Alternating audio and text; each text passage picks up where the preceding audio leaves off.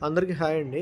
ఈరోజు నేను మీకు ఒక చిన్న విషయం చెప్పాల్సింది ఏంటంటే, పర్సనల్‌గా నాకు జరిగినటువంటి ఎక్స్‌పీరియన్సు. ఈరోజు నేను ఒక యాక్సిడెంట్ అయ్యి బండి సెల్ఫ్ స్కిడ్ అవ్వడం వల్ల నేను పడిపోయాననమాట.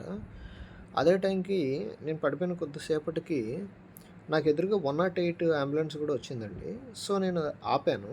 ఆ టైంలో ఎవరు కూడా లేరు. అరౌండ్ 6:30, 7 అవుతున్నట్టుంది టైము. నాకంత పర్టిక్యులర్‌గా కూడా గుర్తులేదు.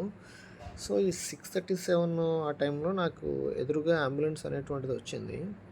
అది 108 అనమాట. నేను అది ఆపి ఇట్లా తలకి దెబ్బ తగిలింది, బ్లీడ్ అవుతుంది, కొంచెం చూడండి అని చెప్పి కూడా అడిగాను. అడిగితే వాళ్ళు, సారీ అండి, మేము వెళ్ళేటువంటిది రూటు దుమ్ముగూడెం మండలం వైపు వెళ్తున్నాము. మీరు వెళ్ళేటువంటి రూటు బీసీఎం అండి.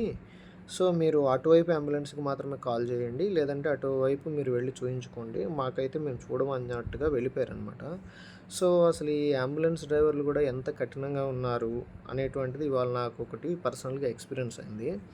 అట్ ది సేమ్ టైమ్ నేను ఒకప్పుడు డ్యూటీ డాక్టర్‌గా పనిచేసినటువంటి హాస్పిటల్‌కే ఈరోజు నేను ట్రీట్మెంట్‌కి వెళ్ళానండి.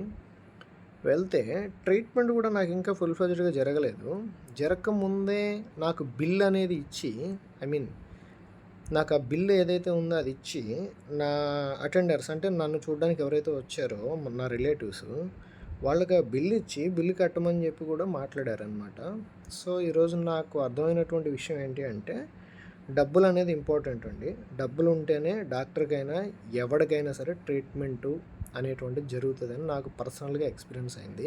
ఇక ఈ 108 అంబులెన్స్‌లు కూడా ఎంత కఠినంగా రన్ అవుతున్నాయి, అందులో ఉన్నటువంటి వ్యక్తులు ఎలాంటి వారనేది కూడా నాకు పర్సనల్‌గా ఎక్స్‌పీరియన్స్ అయింది. సో, మీరైనా సరే ఇక నుంచి రోడ్డు మీద వెళ్ళేటప్పుడు వీలైనంత జాగ్రత్తగా వెళ్ళాలని నేను అనుకుంటున్నానండి. Thank you. Thank you so much.